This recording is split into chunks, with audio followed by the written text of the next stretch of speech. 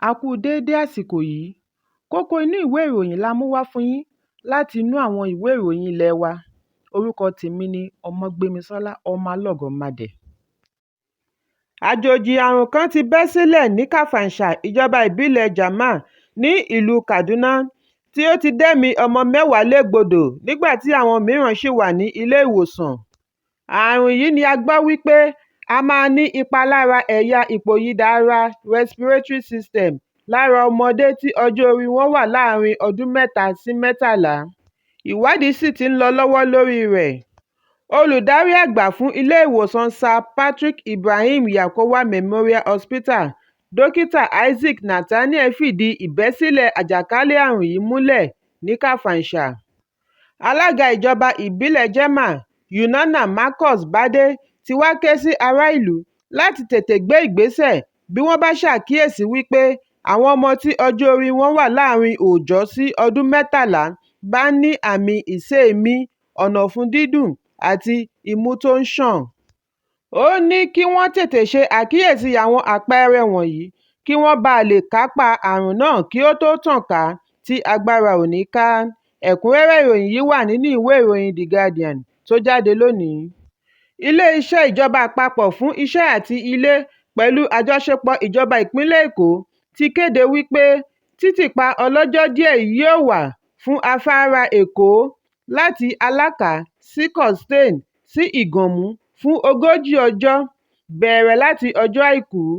Nínú àtẹ̀jáde ni ìjọba ti sọ wípé ìgbésẹ̀ yìí wáyé látàrí bí wọ́n ṣe àpẹẹrẹ wípé apá kan lára afárá ọ̀hún nílò àmójútó ní kíákíá.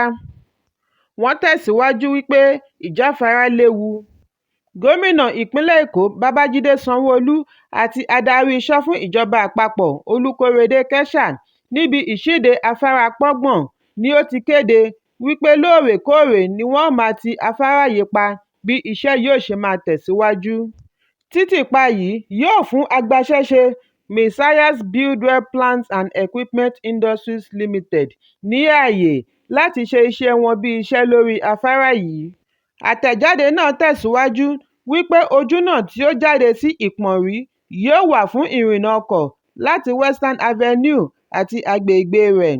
Wọ́n wá rọ àwọn awakọ̀ kí wọ́n ní ìfọwọ́sowọ́pọ̀ pẹ̀lú àwọn alábòójútó iṣẹ́ fún ìrìnnà ọkọ̀ tó já geere.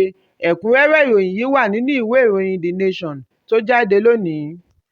Ìjọba ìpínlẹ̀ Enugu àti Kwara ti rọ àwọn ará ìlú wọn láti má ṣe jáyà lórí ìbẹ́sílẹ̀ àrùn anthrax.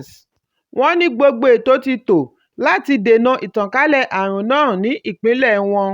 Bí ìjọba ìpínlẹ̀ Enugu ṣe sọ pé àwọn ti fún iléeṣẹ́ ìjọba fún ohun ọ̀gbìn àti ìdàgbàsókè ìgbèríko ní ààyè pẹ̀lú ètò oníkánmọ́kánmọ́ láti fi dènà àjàkálẹ̀ àrùn yìí ní ìpínlẹ̀. Ní ìjọba Kwara náà sọ wípé àwọn ti ṣe àgbékalẹ̀ ètò ìlera pẹ̀lú àwọn tí ọ̀rọ̀ kàn láti kápá àjàkálẹ̀ àrùn yìí ní ìpínlẹ̀. Àrùn yìí ni wọ́n ní ènìyàn lè kó nípasẹ̀ sísúnmọ́ ẹranko tí ó bá ní yálà ó ti kú tàbí ó ṣì wà láàyè tàbí fífa èémí rẹ̀ símú. Àwọn alámòójútó ètò ìlera ìpínlẹ̀ wọ̀nyí ni ó ṣe àrídájú ọ̀rọ̀ náà. Ẹ̀kúnrẹ́rẹ́ ìròyìn yìí wà nínú ìwé ìròyìn The Nation tó jáde lónìí. Àjọ ìgbìmọ̀ olùṣàkóso owó ìjọba Federation Account Allocation Committee (FAAC) ti pín owó tí iye rẹ̀ jẹ́ N907.054 billion gẹ́gẹ́ bí àpapín láàrin ìjọba àpapọ̀, ìpínlẹ̀ àti ìjọba ìbílẹ̀ fún oṣù kẹfà. Èyí túmọ̀ sí wípé àlékún bá owó yìí yàtọ̀ sí N714.429 billion tí wọ́n pín ní oṣù karùn-ún. Olùdarí ìgbìmọ̀ olùṣàkóso owó ìjọba Báwa Mọ́kwà ló sọ eléyìí di mímọ̀ ní àná Ọjọ́bọ̀ lẹ́yìn ìpàdé wọn tí olùṣírò àgbà fún ìjọba àpapọ̀ Olúwatóyìn Mádẹ́yìn jẹ́ alága rẹ̀. Nínú ọ̀rọ̀ rẹ̀, owó tí ó ṣẹ́kù nínú àpọ̀jù owó epo rọ̀bì fún oṣù kẹfà jẹ́ $473,754.57. Mọ́kwà ṣàlàyé wípé lára owó yìí láti rí owó orí, owó ìfowóránṣẹ́ orí ẹ̀rọ, pàṣípààrọ̀ àti bẹ́ẹ̀ bẹ́ẹ̀ lọ. Ó fi kún un wípé ìjọba àpapọ̀ gba N345.564 billion, ìjọba ìpínlẹ̀ gba N295.948 billion, nígbà tí ìjọba ìbílẹ̀ gba N218 billion. Ẹ̀kúnrẹ́rẹ́ ìròyìn yìí wà nínú ìwé ìròyìn Daily Post tó jáde lónìí.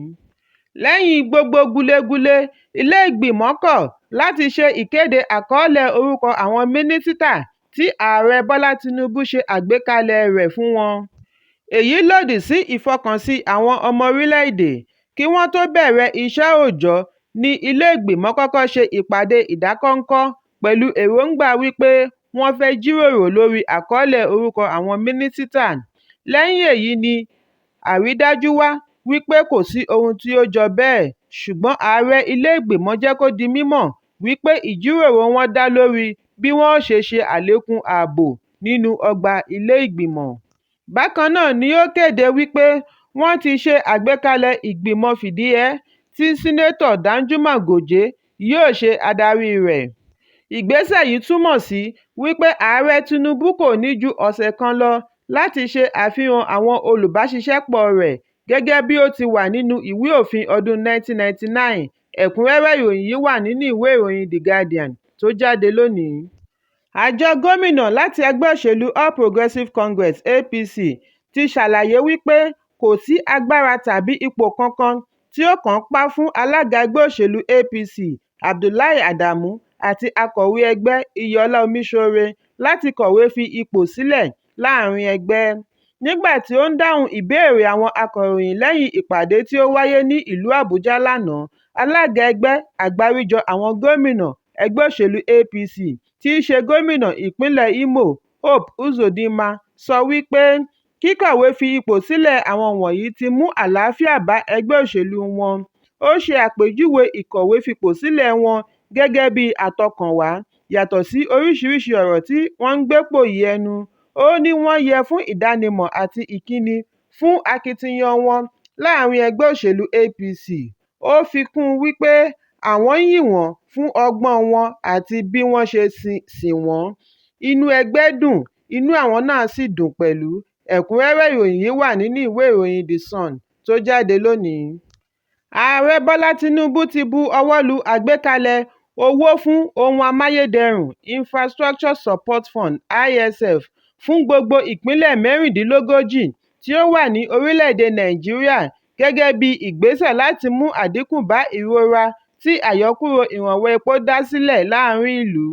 Olùbádámọ̀ràn pàtàkì fún ààrẹ lórí àkànṣe iṣẹ́ àti ìbánisọ̀rọ̀, Délé Aláké, ni ó mú ìkéde yìí wá ní alẹ́ àná Ọjọ́bọ̀. Nínú ọ̀rọ̀ rẹ̀, ó ní owó ohun amáyédẹrùn yìí yóò fún àwọn ìjọba ìpínlẹ̀ ní ààyè àti ṣe àgbékalẹ̀ okòòwò lórí ọkọ̀ èrò, àtúnṣe ojúnà, ohun ọ̀gbìn, ẹran ọ̀sìn, ètò ìlera, ètò ẹ̀kọ́, omi àti iná mọ̀nàmọ́ná, ìpèsè iṣẹ́ àti àwọn ìlọsíwájú ọrọ̀ ajé fún orílẹ̀-èdè lápapọ̀. Ó tẹ̀síwájú wípé ìgbìmọ̀ yìí gbóríyìn fún Ààrẹ Tinubu fún àyà tí ó ní láti ṣe àyọkúrò ìrànwọ́ epo àti ní pàápàá jùlọ pípèsè ìrànlọ́wọ́ fún àwọn ìpínlẹ̀ láti ṣẹ́gun ìṣòro àyọkúrò ìrànwọ́ epo láàrin ìlú. Ẹ̀kúnrẹ́rẹ́ ìròyìn yìí wà nínú ìwé ìròyìn Nigerian Tribune tó jáde lónìí.